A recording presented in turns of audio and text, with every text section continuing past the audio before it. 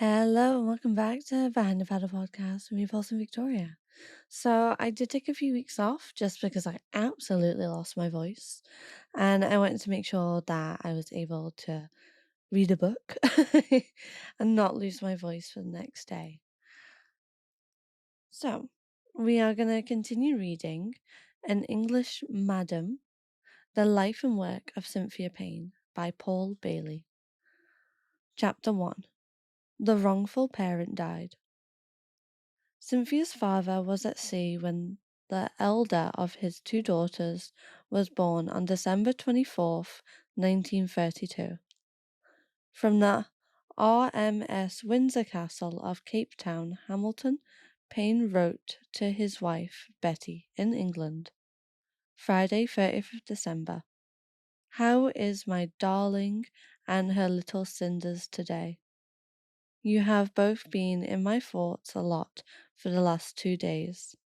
I wish I was home to kiss you both. I wonder what my baby is like. It seems so hard to think that I have a baby, yet not seen her. She is now 6 days old. She ought to have grown a bit by now, didn't she, Bee? I pictured you again last night, cuddling her up to you. How I did wish I was home. Well, this is Sunday, Jan 1st. I drank the old year out with Jack last night, otherwise it's very quiet. How is my darling and her baby today? I hope you are well. I am longing to hear from you. It should be a nice long letter, as you have been convalescent for 8 days now. Give Cinders a kiss for me. It's one constellation to think when you get this I shall be only 2 weeks away. Well, bye-bye, my sweetest of all. Hamilton Payne saw little of his family during the following 10 years. For most of that, he was working as a ladies' hairdresser on the South African Union Castle ocean liners. He would appear in England every 3 months or so, bearing costly gifts for his wife and children, with whom he would stay for about a week. It was like a stranger coming into the home, Cynthia recalls. I never really knew him. Their home was a terrace house in a fashionable resort on the southeast coast. It was small, poky even, but for Hamilton, who had been raised in a dingy back street, it was spacious and grand. He was proud of the fact that he had entered into marriage as a householder, able to provide his young wife with a place of her own. Cynthia's younger sister, Melanie, was conceived during one of Hamilton's brief visits. The women are close in age. Melanie is Cynthia's junior by 18 months, but markedly different in every other aspect. Their dissimilarities were pronounced from early childhood. Cynthia was always loud, self-assertive. Melanie, demure and reticent. While Melanie was at home playing contentedly with her dolls, Cynthia was roaming the streets with a gang of boys. Melanie observed and observes the social niceties, whereas Cynthia has little patience with them.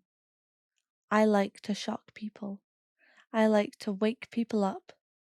She was jealous from the start, Melanie told me. She cut my curls off because everyone said what lovely curls I had and what a beautiful baby. So, snip, snip. She used to pinch my bottle. It's a shame. Really, we have nothing in common. I've got my friends who are sisters, and they do the same sort of things together. They paint and sew and make clothes, as I do. It's just temperament, I suppose. There's only one thing in Cynthia's life, and that's sex. But there only ever has been. Cynthia and Melanie are united. However, in their enduring love for their mother, they also share an inability to feel genuine affection for the stranger who fathered them.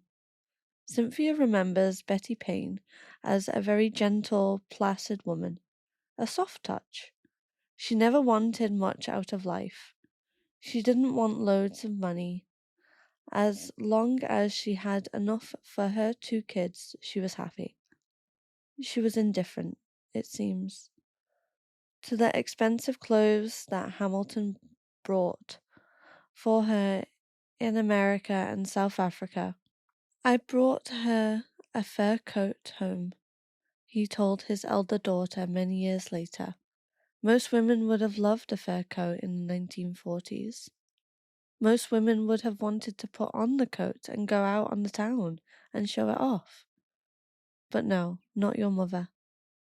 She was at the stove when I got it out of its box, cutting chips for you and Melanie. Very nice, she said. Thank you. She just put the coat down and carried on preparing your meal. Most women would have rushed upstairs into the bedroom and preended themselves in front of the mirror, but not my bee. Very nice, thank you. That's all she said. Betty Payne died of cancer of the throat in 1943, at the age of 38, only months after Hamilton had returned home for good. He was desolated. His daughters were both hurt and bewildered, for they had noticed nothing wrong with their carefree, undemanding mother, apart from the fact that she was occasionally short of breath. They had seldom heard her complain. His daughters were both hurt and bewildered, for they had noticed nothing wrong with their carefree, undemanding mother, apart from the fact that she was occasionally short of breath. They had seldom heard her complain. With her death, a source of warmth vanished from Cynthia's life, and from Melanie's too. The next few years in father's company were to be cold ones indeed. The girls, who had grown accustomed to being kissed and hugged, found their claims for affection rebuffed. Daddy had his shop to run, and had no time for such indulgences. Neither could he afford to placate his discontented children with exotic gifts, as he had once done in his ocean liner days. He was a constant presence now, not some strange bringer of clothes and toys who would vanish as suddenly as he had come. Betty Payne's last months were spent in the flat above her husband's hairdressing salon. In order to acquire the business, which was situated in the very centre of the seaside town, Hamilton had to sell the house in which she had raised the girls. She wasn't very happy. She wasn't happy in the flat. It didn't seem like a home to her. She missed her garden. Hamilton had assured her that she would have a bigger and better house when he had really established himself, and she had accepted his assurance. At the start, he couldn't afford to employ an assistant, which meant that she was required to help him in the shop. She was working alongside him only a week before her death. She had confided in 1 or 2 close relatives that she felt bad, but had not told no one else, not even her husband, how ill she was. It was only when she began to feel worse, when she was quite literally in agony, that she allowed herself to be taken to hospital. Hamilton's grief was exacerbated by the fact that he had seen so little of his wife during the dozen years of their marriage. When it was no longer possible to work on the ocean liners, he had joined the merchant navy, and his visits home had been rarer and briefer. Now, when he was at last demobilized and free to enjoy being a husband and father, the woman he loved was cruelly taken from him. She had to die to make him more humble. He might have been more arrogant than he was if she'd gone on living. For Hamilton Payne was not a modest man, as his daughters remember sadly. The youngest of 5 children, he had risen from working class origins and attained what he considered respectable status. On the liners, he had cut and set the hair of the wealthy and famous, and had been changed by the experience. He had been a nobody when he had first left England. When he came back for good, it was as someone who could boast that his work had met with the delighted approval of Gracie Fields, among others. He was, he maintained to his children, a pillar of sorts in the local community. He was his own man, a professional, and he expected people, particularly Cynthia and Melanie, to look up to him. Melanie was the ideal daughter on the surface, at least for such a man. Even at the age of 9, she was behaving in a distinctly ladylike way. Although she was a chatterbox like her sister, her voice was appropriately measured, and her vocabulary comparatively sophisticated.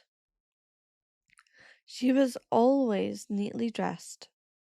Cynthia, who had been permitted by her mother to run loose, was commanded by Hamilton to emulate her sister in speech and appearance. I was a problem child. I was a proper little bugger, you know.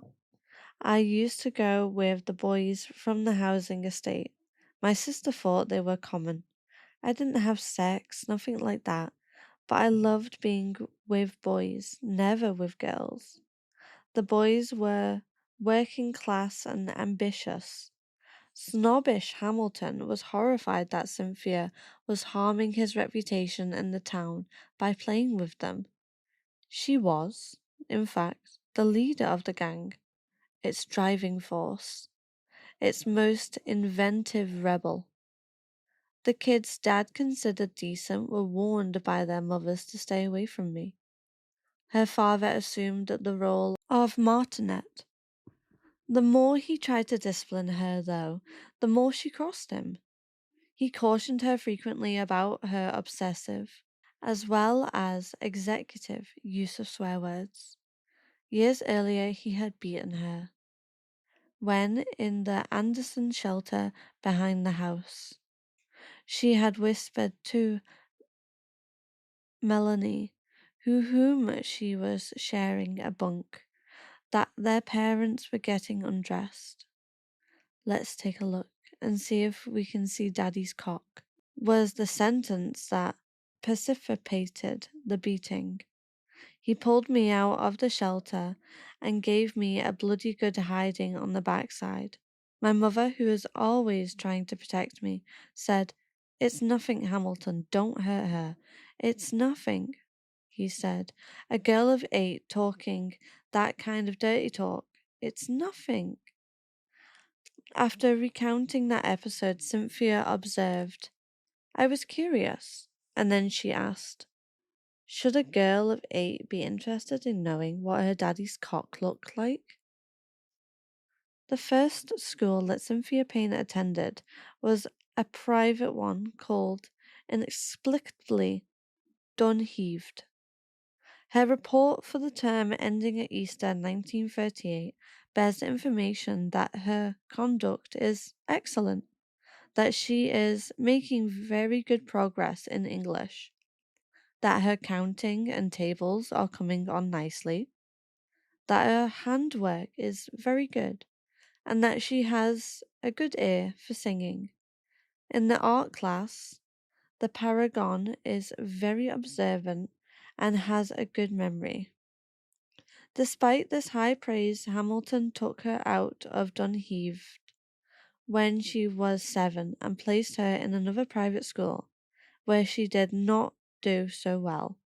From there, she was sent to a convent school, Villa Maddalena, from which she was expelled after pulling off a nun's veil and pinning a notice on a teacher's back. The principal, Sister Flavia, went to Hamilton's shop and told him that Cynthia would have to be removed. "Is it because of her dirty talk?" he asked the nun, who replied that it wasn't. The expulsion was necessary because of the effect her waywardness was having on the other pupils. Cynthia's sole interest was in making mischief. When my mother died, I found it difficult to learn. By the time Cynthia was accepted at a council school, her regress as a student was complete. She was joined there by her resentful sister, who was taken out of Villa Maddalena by an angry Hamilton, who decided he would spend no more money on his daughter's education. Melanie did her best to dissociate herself from Cynthia, who had immediately befriended what Melanie calls the riffraff. Cynthia's cousin, Winifred, an amiable, tolerant woman, who regrets her unconventional relative with bemused admiration, cannot remember a time when Cynthia wasn't talking about sex. She was a monkey. She always knew more than anybody else. I was older, but she told me the facts of life. These facts, it transpired, were sometimes wildly inaccurate, the product of an imagination that dwelt continuously on the erotic delights awaiting its owner. While her classmates were studying their textbooks, Cynthia was directing her attention to the stories in teenage magazines like The Oracle and Miracle. They confused and excited her. The confusion arose from what she detected was a missing element. The hero of the average story would make the beautiful young heroine in his arms and crush his lips against hers. The result of this crushing would become noticeable several months later when the heroine would joyfully inform her hero, "Darling, I'm going to have your baby." How? Cynthia wondered. Could a pair of crushing lips produce a child? There was more to conception than that, and she set her mind to discovering what it was. It was the vocal expression she gave this perfectly natural curiosity that embarrassed and offended most of her adult relations, who responded to her frank questioning with disgust, referencing to, quote, dirty talk.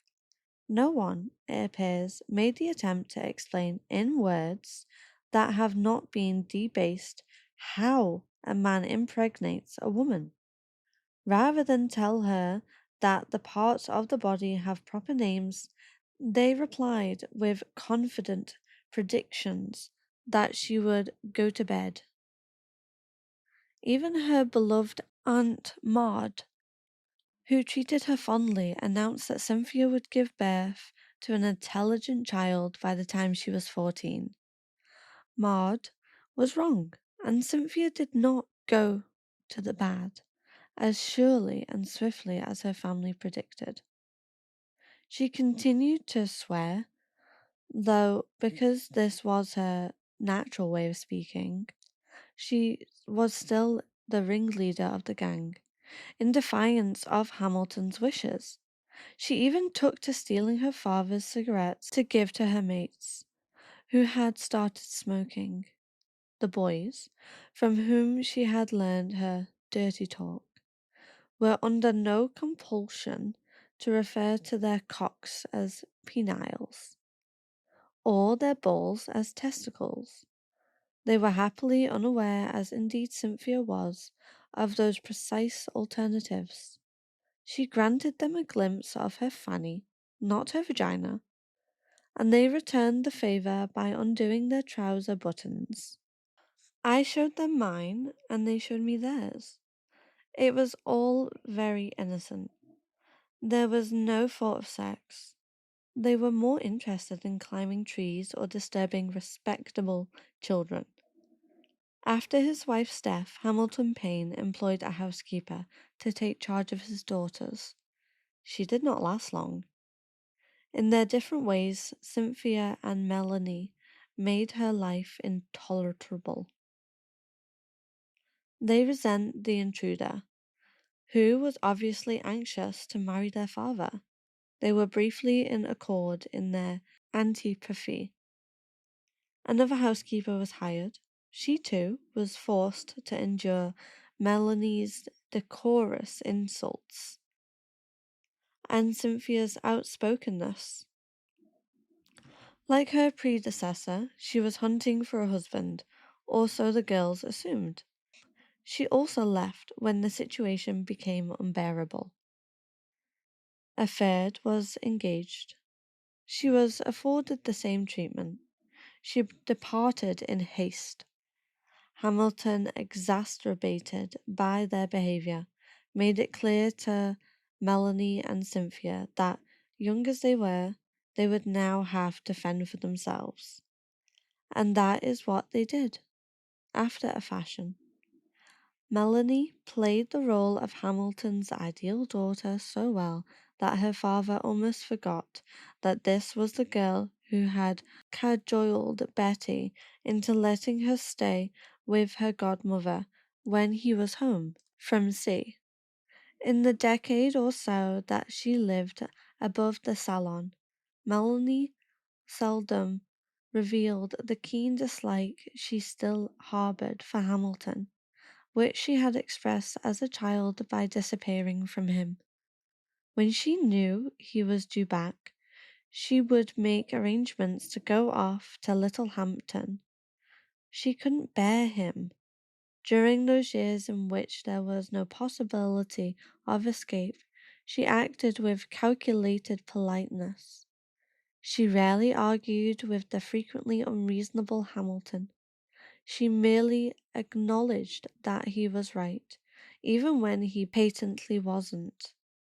Melanie was as compliant as her sister was belligerent.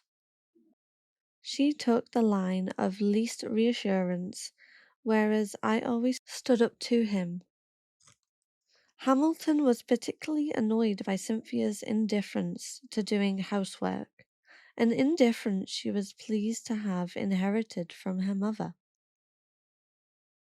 Mum would give the house a quick dust-over the day before Dad was expected home. He'd kick up a terrible fuss if he saw so much as a speck. These days, Cynthia has a retinue of slaves to keep Cranmore neat and tidy. She stands behind Philip with a whip as he scrubs and polishes, and flays his naked flesh if he slackens at his appointed task.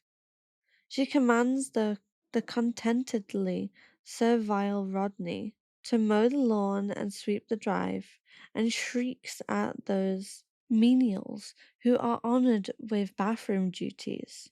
Wash that scum off, slave. And, too high and mighty for the S-bend, are you? We'll soon see about that. But in the late 1940s, Cynthia was required to do all those chores she now relegates to her underlings. Hamilton, who considered it natural for a girl to be house-proud, could not understand his firstborn's disinclination to set to it with a mop or pick up a duster. Cynthia remembers one occasion when she drove him into a fury. Instead of washing the dishes as she had been instructed, She had stacked them up inside the stove. It was her intention to deal with them the following morning. Hamilton, returning to the flat in the small hours, noticed that the plates were missing. He pulled Cynthia out of bed and demanded to know where they were. After much prevaricating, she told him. He frog marched her into the kitchen, where he stood over her while she washed up. I kept saying, "I'll do them tomorrow, I'll do them tomorrow." "You'll bloody well do them tonight," he said. And I bloody well had to. It is one of the oddities of Hamilton's character that he encouraged neither Cynthia nor Melanie to learn how to cook. We ate out almost every night. It was cheaper, Dad reckoned, than buying meat and vegetables and preparing them at home. Only on Sundays, when they visited either pair of grandparents, did they sit down to what Cynthia calls proper food, in a family atmosphere. We used to live for the weekends. It was on such visits that Cynthia would inform Winifred of her latest findings in the sexual sphere. To please her father, Cynthia agreed to study to become a qualified hairdresser. He enrolled her at a technical school in the West End of London. Hamilton at last felt confident that his rebellious child would have a vocation, a purpose in life, and one, moreover, that might prove beneficial to him. He urged her to take her training seriously, to apply herself. She promised him that she would do her best. It was a promise that she was unable to fulfill, at least to his satisfaction. She found that she couldn't concentrate. Although she took the 7 o'clock train to the capital every morning, she arrived at college later and later. The city held too many distractions for her, of the kind an unsettled girl from a small town had difficulty resisting. She stared longingly into the windows of the big department stores, and stopped to admire the well-dressed women who passed her in the streets. And, at the forefront of her mind, there was the yet-to-be encouraged lover, a lone dunner. A Londoner, perhaps, who would crush his lips against hers. She awaited him eagerly. Her lips remained uncrushed, though, and her propensity for daydreaming became more and more noticeable. Her schoolwork, such as it was, deteriorated.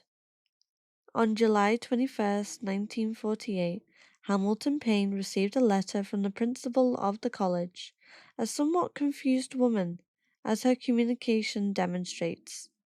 "I feel I must write and tell you that Sylvia is proving very slow in the uptake and is so far below the average student that we feel that it is a waste of her time and hours for her to continue the training. We are sorry to come to this conclusion as you are in trade and Sylvia has to make such a long journey to get the instruction. But we feel that she shows no sign whatsoever of any likelihood of reaching the prescribed standard for the school certificate by the end of the training. You may therefore like to withdraw her at the end of the term. Please do not blame Sylvia, as she has given no trouble and is apparently doing her best." In his hasty dispatch reply to the principal, Hamilton no doubt observed that the subject of her anxiety was called Cynthia. No apology is offered in her next letter, dated July 23rd, which begins, "We are all very concerned about Cynthia," and continues, "She does not seem to grasp the importance of her training. If you wish, we are quite prepared to give her another term in which to mend her ways. Let me give you an instance. As you know, she is losing at least an hour a day on account of her late arrival and early departure. Instead of appreciating that extra effort is necessary to make up for this lost time, she arrived one day about 10 o'clock and told her mistress that she did not feel like hurrying. She had just dawdled. She was sent with a register the other day. She was sent with a register the other day to another part of the building, and she was absent over half an hour and was found wandering about, taking no active steps to find where the register was to be deposited. Perhaps you would have a good talk to her and impress her upon that concentration and real interest are necessary. His talk made no impression. He withdrew her from the school. Every morning during her year as a trainee hairdresser, Cynthia had been given 2 shillings and 6pence by Hamilton to pay for lunch.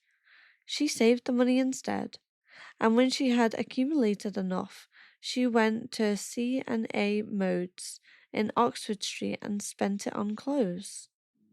You could buy a really lovely dress for £1 in those days. She had something, therefore, to show for her time in London, a substantially larger wardrobe.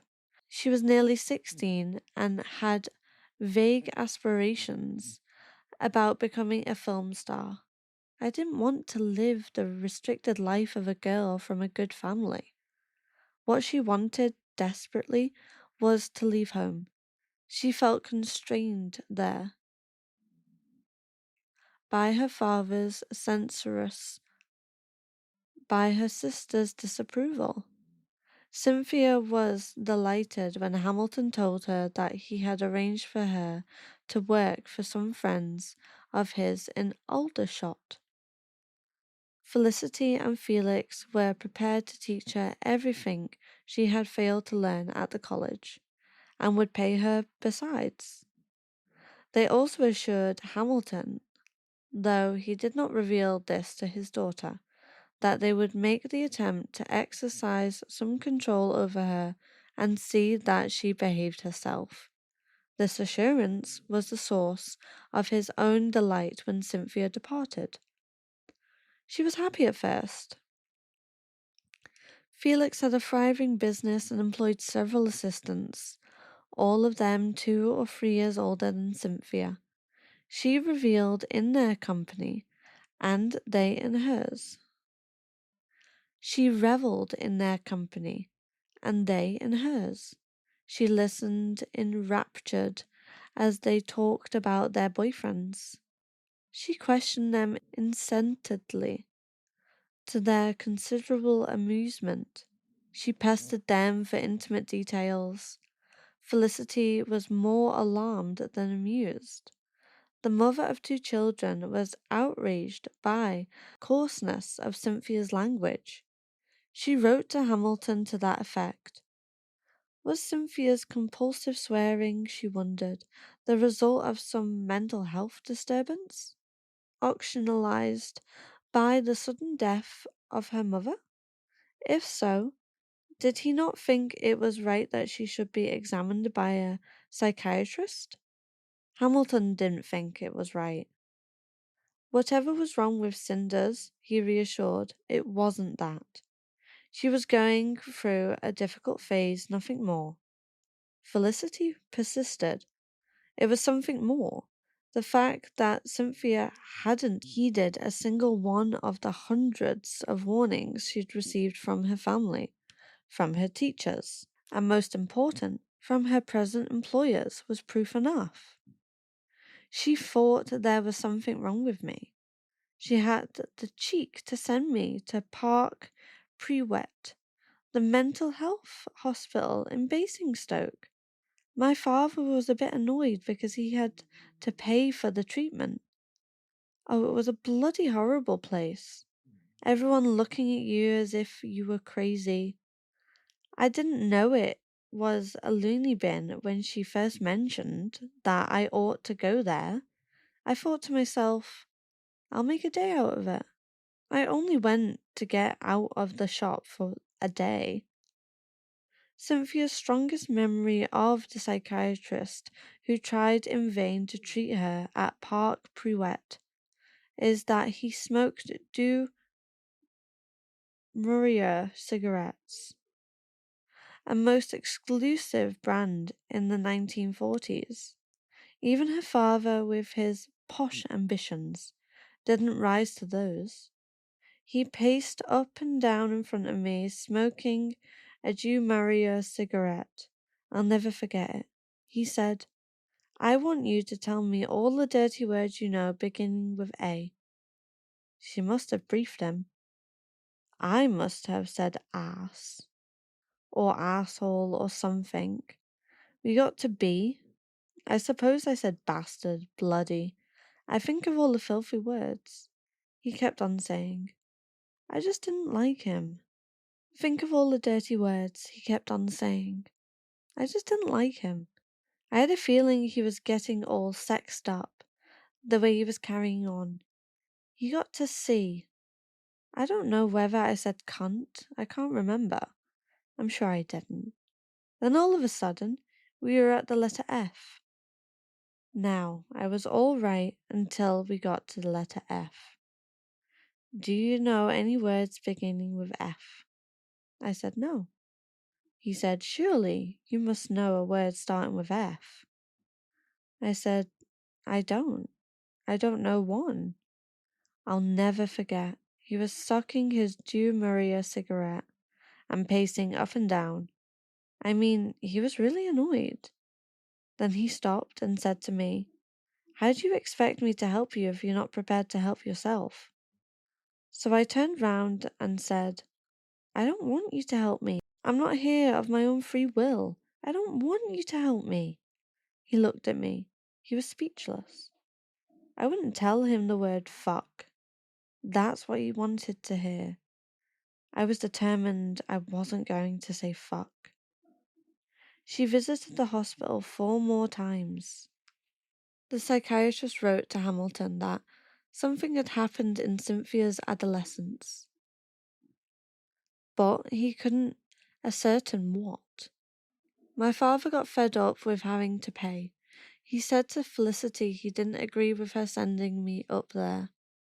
He didn't think I could be that bad, otherwise the psychiatrist would have said so. She was furious. Felicity was. She always thought the worst of me. It was while she was living with Felix and Felicity that Cynthia met Keith, with whom she had her first rudimentary sexual experience. I'd been going out with him for 2 or 3 weeks and nothing had happened.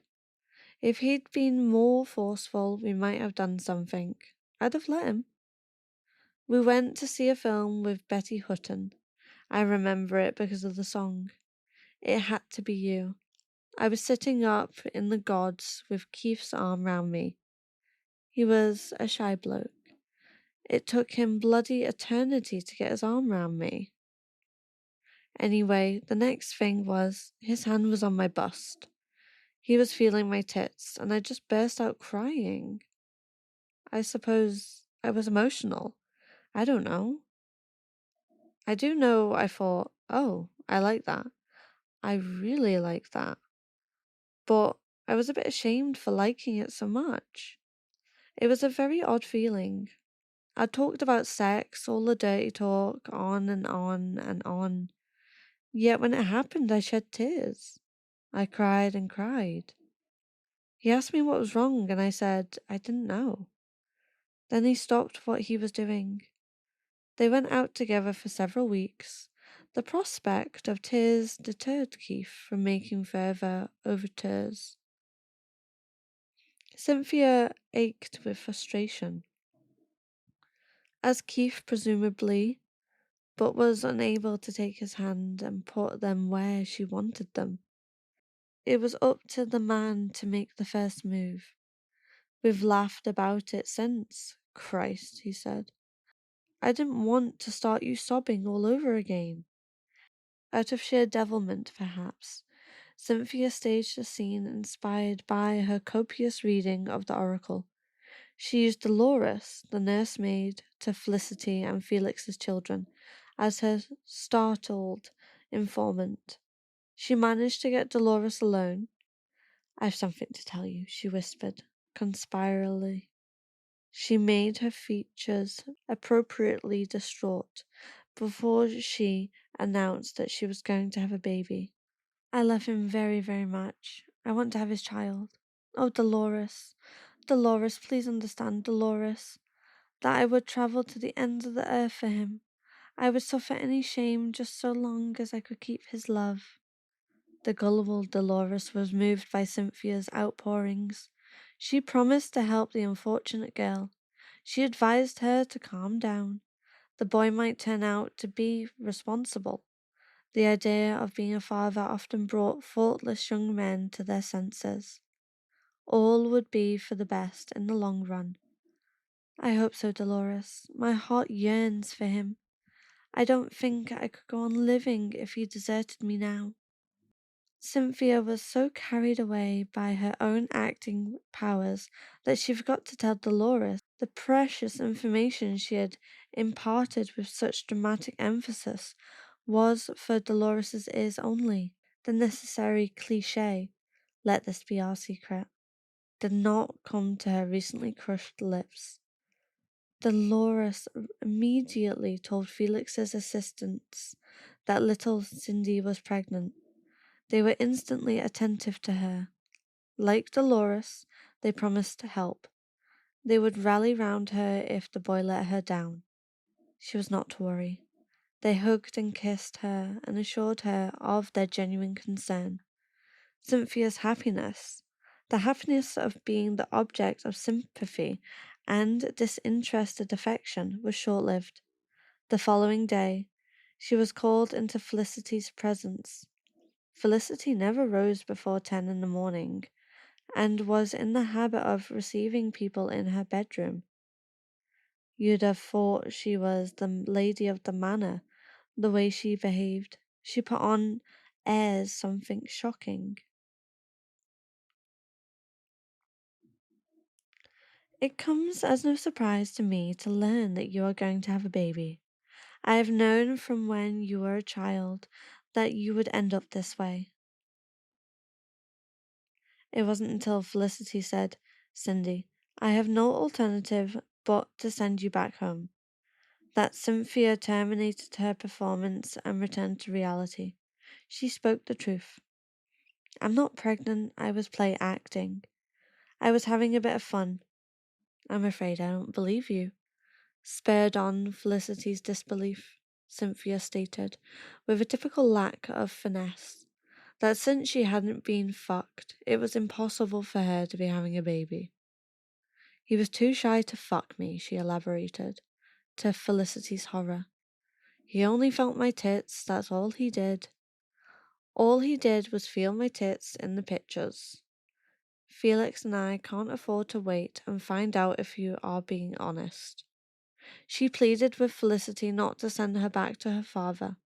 She begged her not to do that. She told the lady whose presence she had been called into that she really and truly had not been fucked. She was ordered out the bedroom. I was very happy.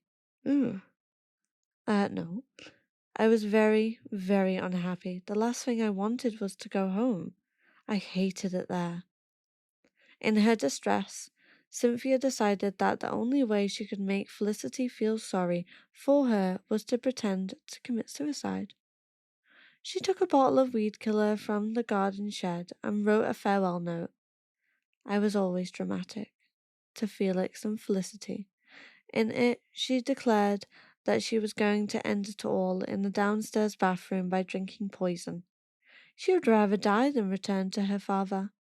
She placed the note in a prominent position in the hall and duly locked herself in the bathroom.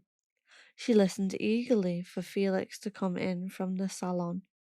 She heard him rush up the stairs shouting for his wife. "Where's Cindy? Is she with you? Have you seen Cindy?" No, she hadn't seen her.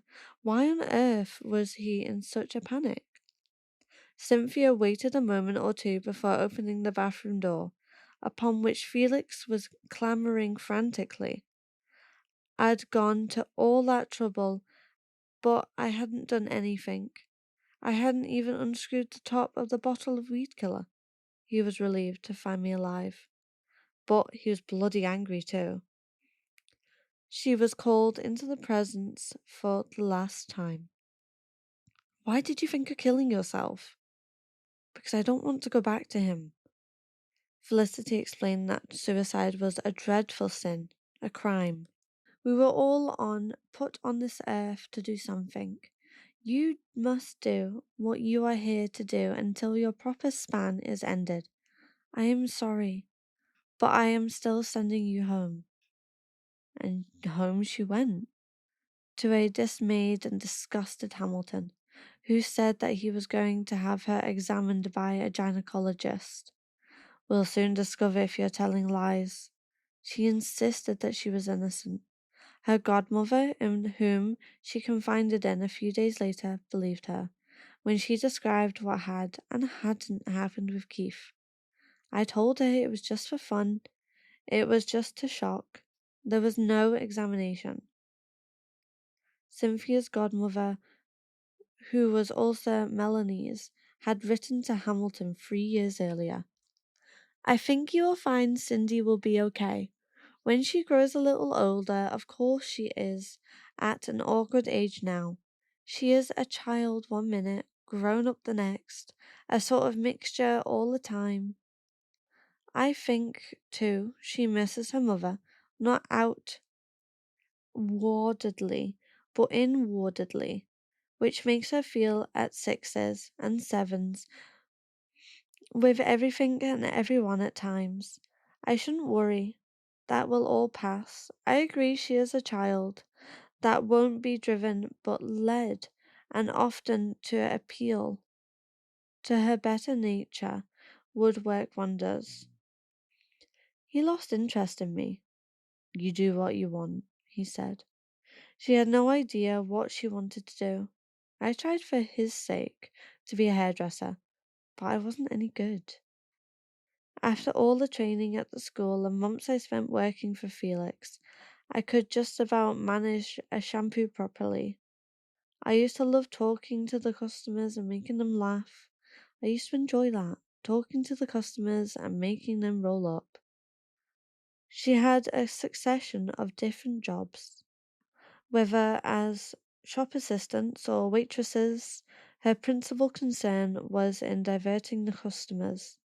She was unemployed for long periods. Her father accused her of being the one and only lazy member of the Payne family. Hamilton did not appeal to Cynthia's better nature.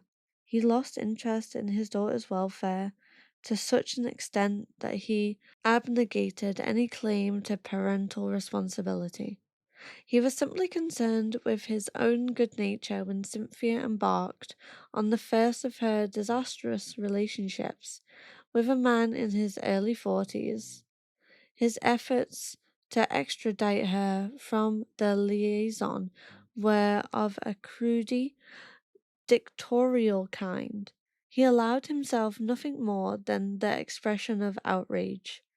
He was incapable then, and for many years afterwards, of displaying any sign of tenderness to his children, who he remained in agreement that, to use Cynthia's phrase, the wrong parent died. Alrighty, so that was chapter 1. That was quite a long chapter. I hope everybody enjoyed that episode. And if you did enjoy it, then please leave a review. And if you have any suggestions of any other books or any topics you would like me to discuss, then please do.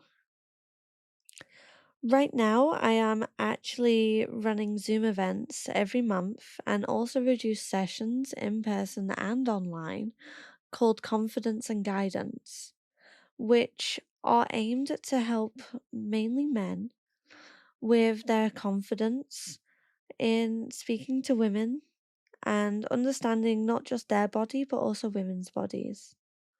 And you will be able to find those through my own channels.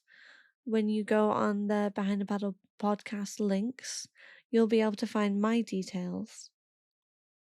Or just look up Porcelain Victoria and you should be able to find me.